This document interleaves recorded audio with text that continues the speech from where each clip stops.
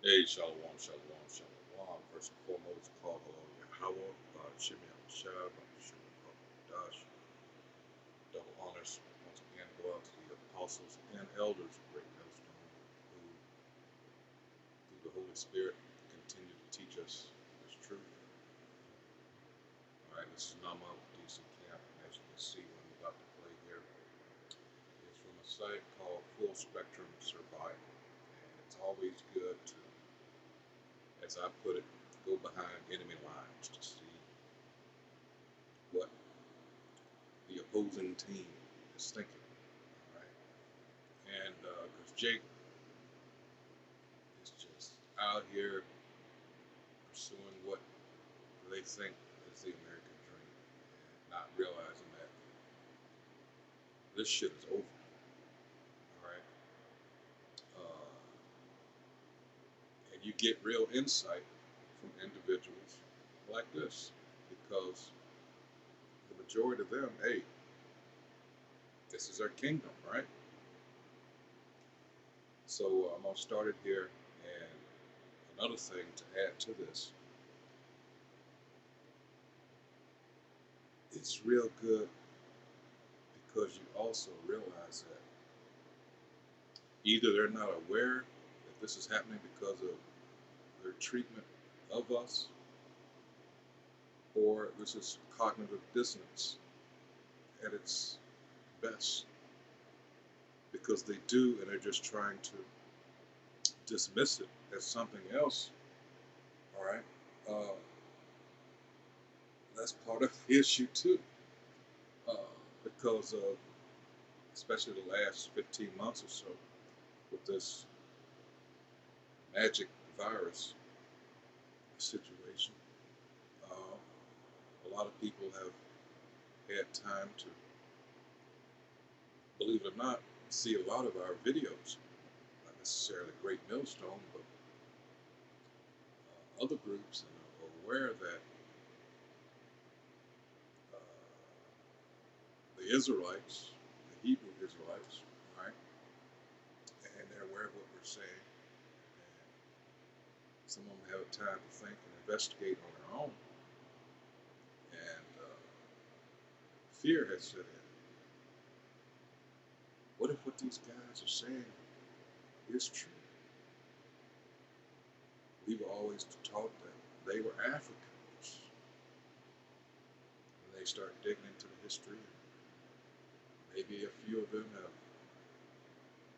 read some books that we brought out on various videos. You know, again, fear has set in. So now these things are happening to them, and a lot of them can't handle it. So let's go ahead and roll this video and you'll see what I mean. Again, this is called Things Just Got Worse. Evictions, job loss, homelessness. What will you do when this happens? Of our good friends who is now homeless.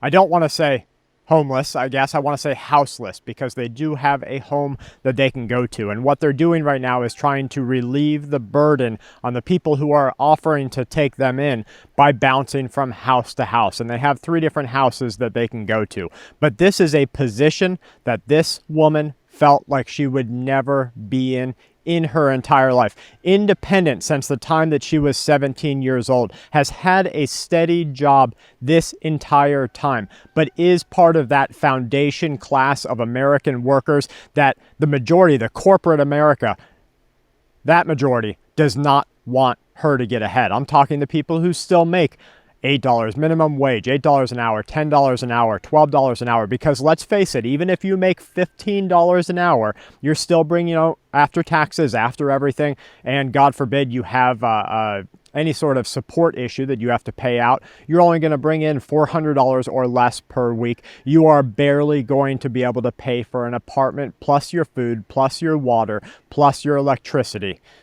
This is the new America. The new America where the majority are going to become homeless or they're going to become renters. The day of owning things and being happy are nearing an end. This is a calamity that is unfolding before our very eyes.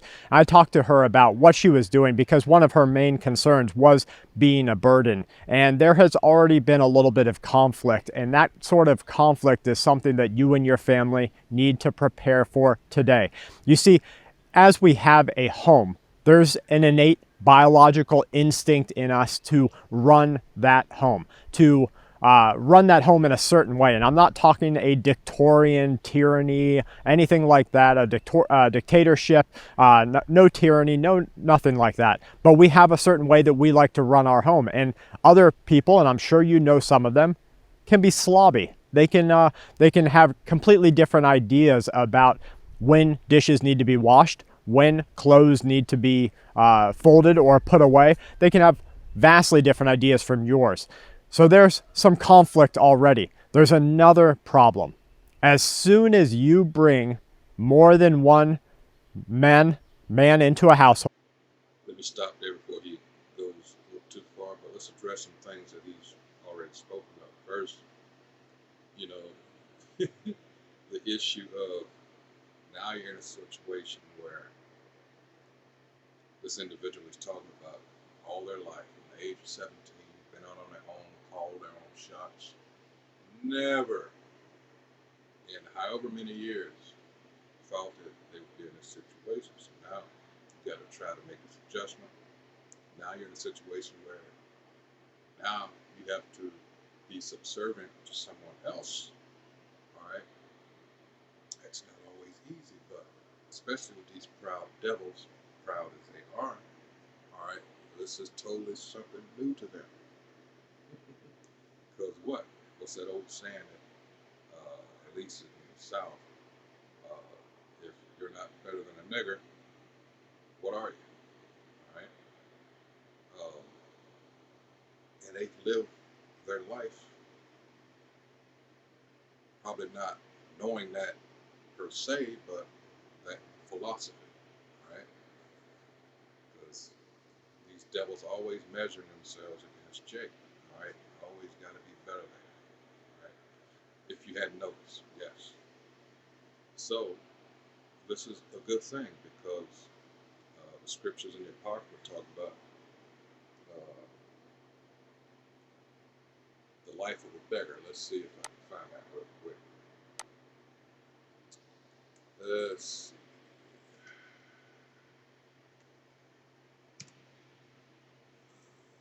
Here it is. Let's go to the Apocrypha. Let's see. There it is. It says Ecclesiasticus or Sirach 40 and 28. It says, "My son, lead not a beggar's life, for better it is to die than to beg." All right.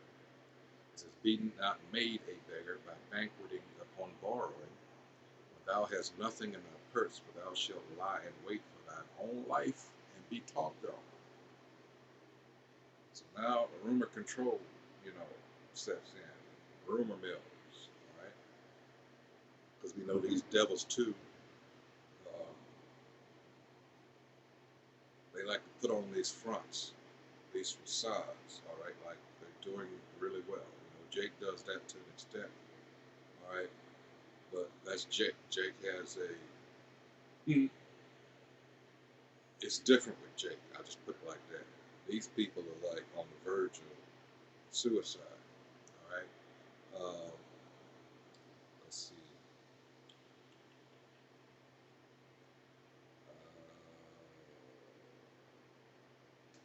Sirach 40 and 29.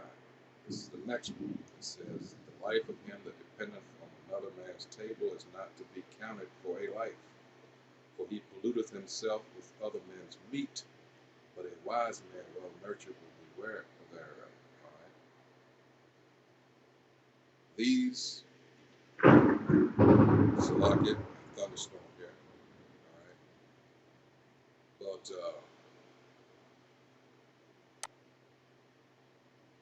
this is what's happening with these devils. Let's get the scripture here to describe more accurately what's going on. We violated an agreement betwixt us and the Most High, whose name is Yahweh. You know it as the covenant, all right, which is, in layman's terms, a contract, an agreement.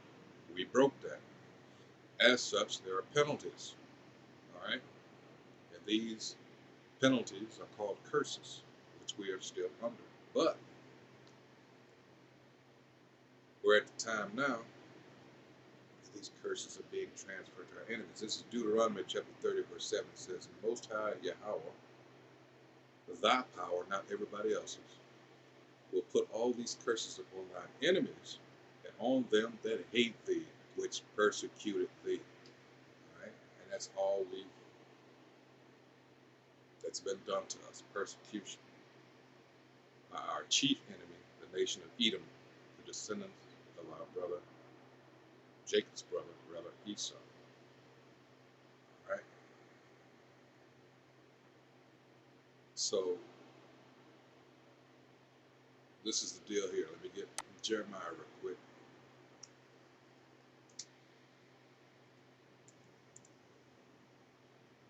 Because it reiterates this point here. It says, Jeremiah 30 and 16, it says, Therefore, all they that devour thee, have we not been devoured on this side?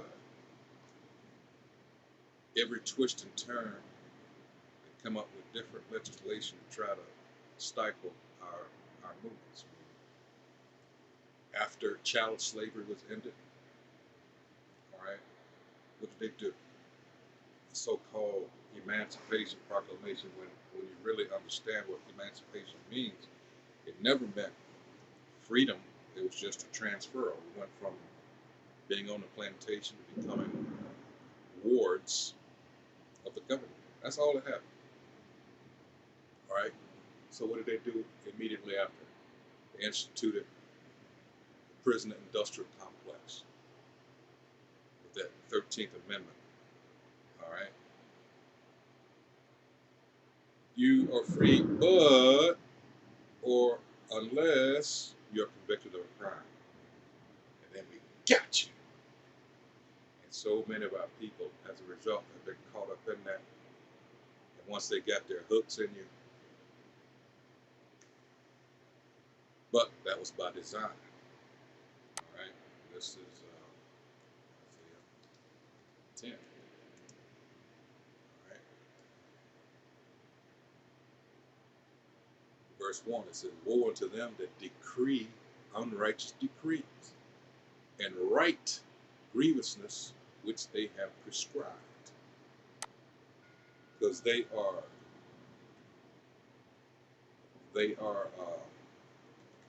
quick, all right, to amend their constitutions, laws, etc.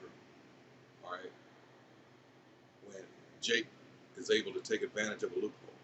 All right, this is Psalm 94,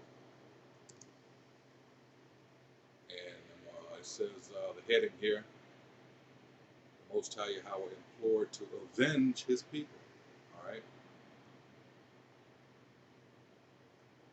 It says, verse 20, it says, "Shall the throne of iniquity, which is the nation of Edom, have fellowship with thee, which frameth mischief by a law?" 21, "They gather themselves together against the soul of the righteous, and condemn innocent blood." And that's all this has been. All right, let's continue. And it doesn't, I guess we need equal rights, right?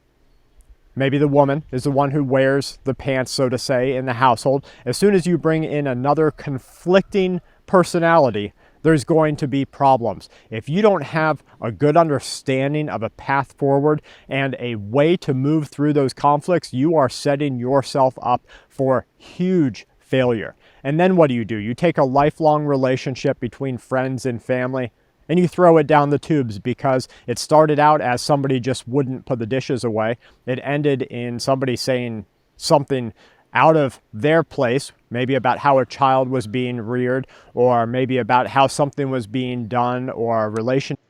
Because now you're in, especially if you're a man, now you're in a situation like he's just describing. where, let's say you've been, on your own, and the thing with these Edomites here, they're just contrary to the law, statutes, and commandments of the Most High. That's why it's not even created the way they are. They are the wicked. All right. It's like it for the emergency alert. But Wisdom of Solomon, second chapter. Read that. I advise you to do so. All right. It's talking about these devils here. All right. They are contrary. The law, statutes, and commandments say don't do something. They do.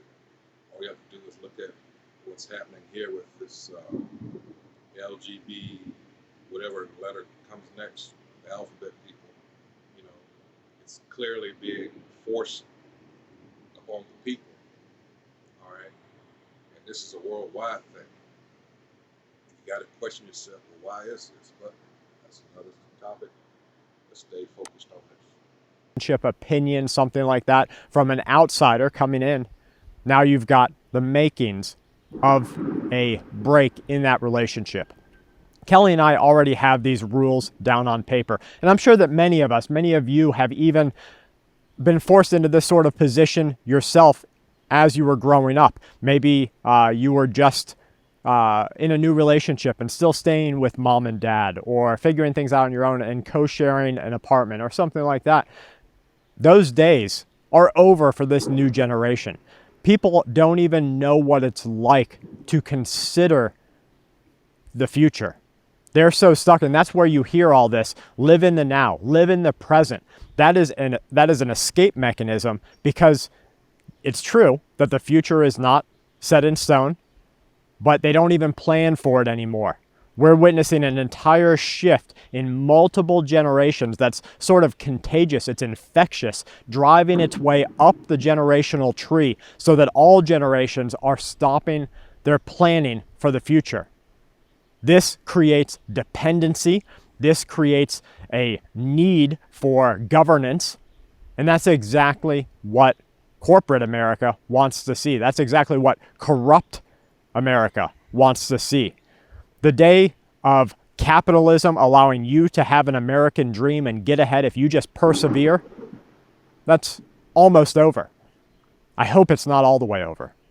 But we're on the end. And this happens with every fall of an empire. It happens with every fall of a currency, with every fall of an economic system. This is very cyclical. Just like... Pause. Did you catch that? Fall of a currency.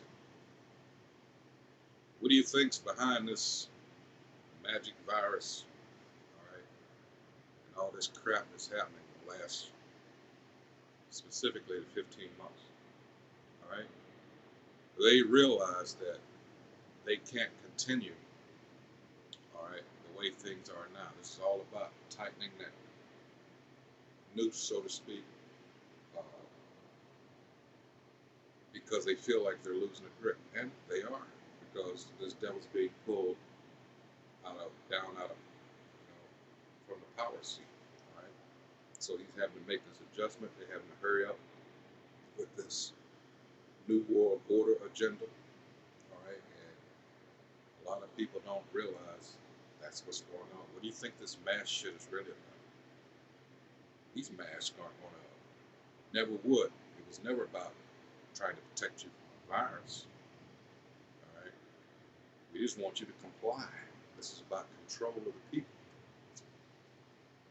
6 feet apart. Anybody that's had any type of medical training knows this is bullshit. But look how they instituted new laws. I just read a couple of them. Isaiah 10 and 1 and Psalms 94 and 20. All right. They're being forced, rather, because what? The signs in the heavens also, they know that their time is short, Revelation 12 and 12. So you're going to see some weird, strange, and authoritarian BS coming down the pipe, because they really don't have a choice. All right, aside from it being their nature, of course, but things are starting to speed up. All right, let's see who we're dealing with here. This is, for those of you who don't know, this is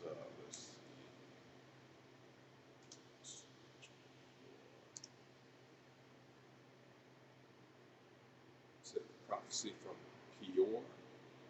All right, because what? Balak, the king of Moab. Moab, for those of you who don't know, Moabites are modern day Chinese. All right, go to Genesis 19. Here's another one. You'll find this story of Lot and his daughters and what they did. You know, it's called incest, and these two nations formed as a result. Moab,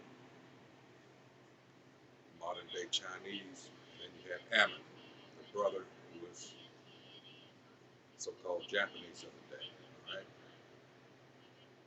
so that's what you have. So he had hired this guy here, Balaam, to curse Israel. And this guy is saying, no, can't do that. He said, I wish I were them, because he was given a vision of the end times of what would happen to the people that Israel enslaved, and Moab would be one of those nations. And this is verse 14. It says, and now behold, I go unto my people. Come therefore, and I will advertise thee what this people shall do to thy people in the latter days. And he took up his parable and said, Balaam the son of Beor hath said, and a man whose eyes are open hath said, he hath said, which heard the words of the Most High, and knew the knowledge of the Most High, which saw the vision of the Almighty, falling into a trance, but having his eyes open. I shall see him, but not now. I shall behold him, but not nigh. There shall come a star out of Jacob, meaning out of that lineage, and a scepter shall rise out of Israel. It's talking about the Lord, Yahweh Shai, and shall smite the corners of Moab and destroy all the children of Sheph. And Edom shall be a possession. Seir also shall be a possession for his enemies, and Israel shall do valiantly. Edom is a so-called white man that you know today. All right, that Adawam, that means red. They are the red people, not the so-called Native American Indians who are Israelites. They are the tribe of Gad, right? Gad and Reuben. All right, they are the real red people, because that translucent skin, when they get excited or bruised or whatever have you, the blood shows forth. They're just naturally that way. You know, stay in the sun too long. That's really, they are what you call clean lepers. You can go to Leviticus 13 chapter and learn about that. All right? Difference between an unclean and a clean leper. That's a curse. Numbers 12th chapter. It's a curse. Okay, back to we've identified who they are. Let's get what King David said about it.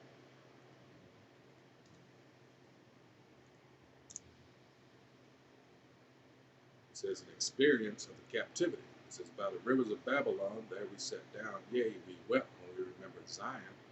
We hanged our harps upon the willows, and King David hated so-called white people. He despised them. All right. He says, verse 3, for they that carried us away captive required of us a song, and they that wasted us requireth of us mirth, saying, sing us one of the songs of Zion. All right, that's something else that, you know, throughout our history, these devils would often make us sing, have us entertain them, right? This is an ancient reference of that. It says, verse 4, how should we sing the Most High Yahweh's song in a strange land? All right. The point being, I'm just going to read through it. It said, if I forget thee, O Jerusalem, let my right hand forget her cunning. If I do not remember thee, let my tongue cleave to the roof of my mouth. I prefer not Jerusalem above my chief joy. Here's the points. 7. Remember, O Lord, the Most High Yahweh, the children of Edom in the day of Jerusalem, who said, raise it even to the foundation thereof. 8. O daughter of Babylon, who art to be destroyed, happy shall he be that rewardeth thee as thou hast served us. Happy shall he be that taketh and dasheth thy little ones against the stones. See, what a lot of people forget is that King David was also a prophet. All right, this is future prophecy also. So, for those of you that like to worship these devils and think that they're going to last forever, no, you're back in the wrong horse, so to speak. This is Isaiah chapter 10, verse 12. Again, Assyria is God's instrument, such as these Edomites are the instrument of the Most High to punish us. Right? We go to Psalm 17 chapter for that.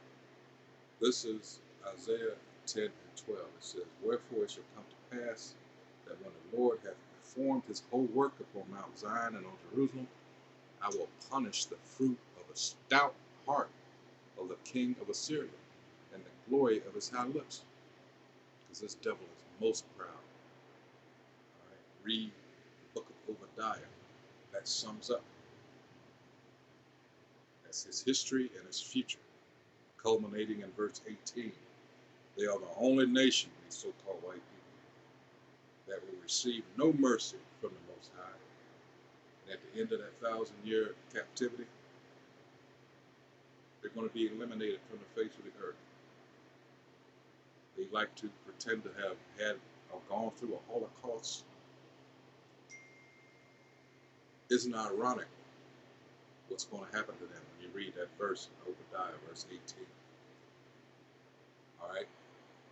For his high looks, his pride, this is the stoutest of the. Well, let's get that if you don't believe it. Let's go to Daniel.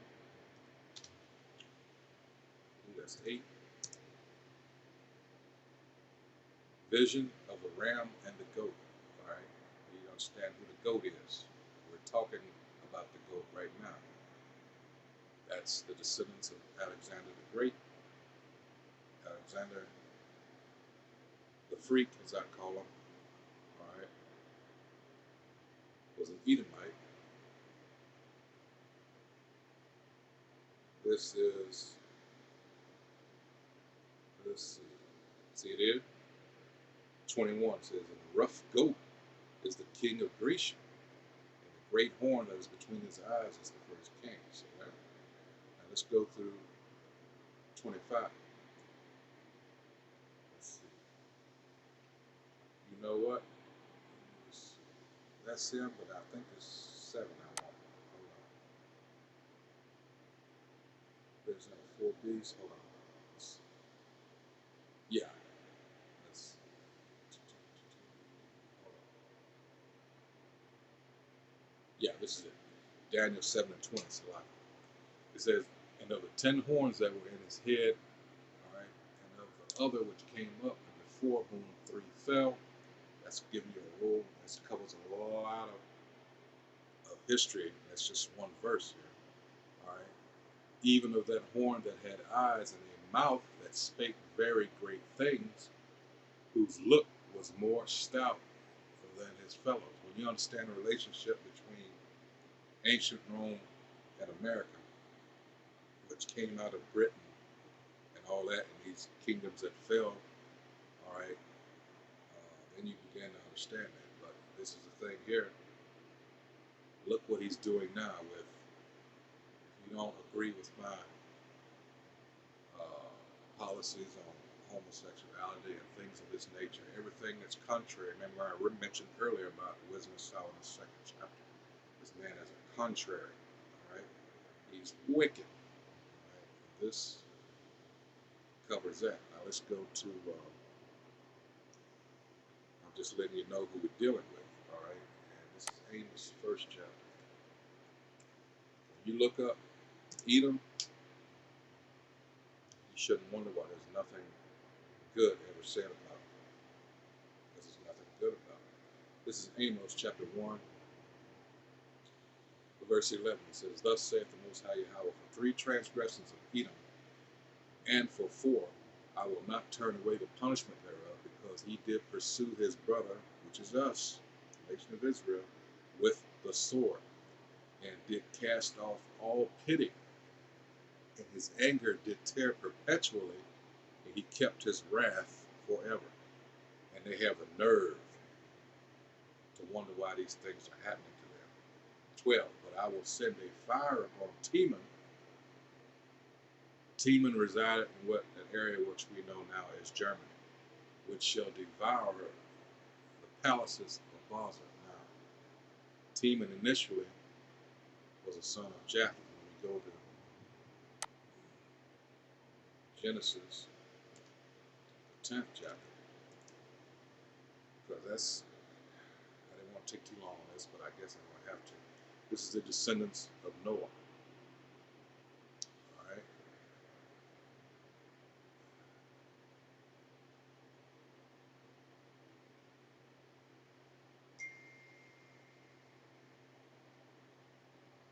All right, so it says, These are the generations of the sons of Noah, Shem, Ham, and Japheth.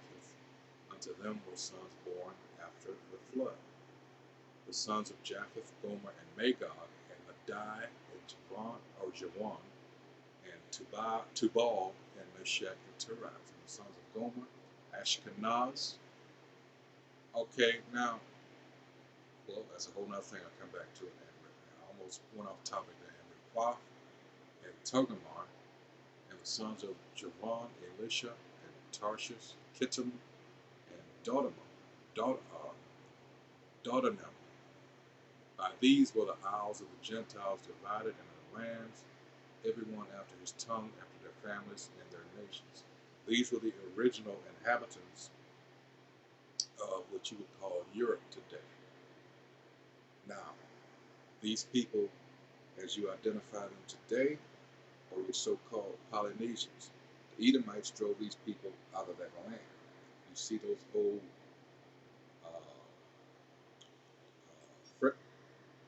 old paintings, what do they call them? Fresco?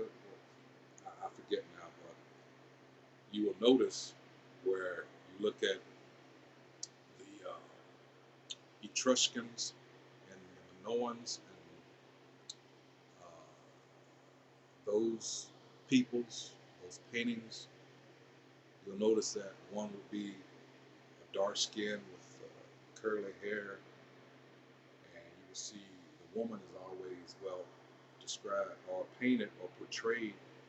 It looks like she's a white woman, but that's not the idea behind that.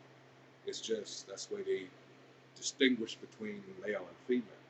That's all. So those are the people that these are describing in Japheth. So they were not white people.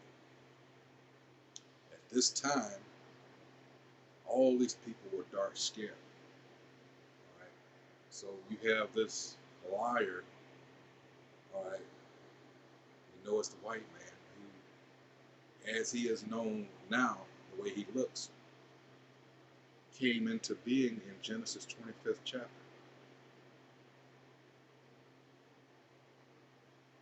So it's not talking about him here.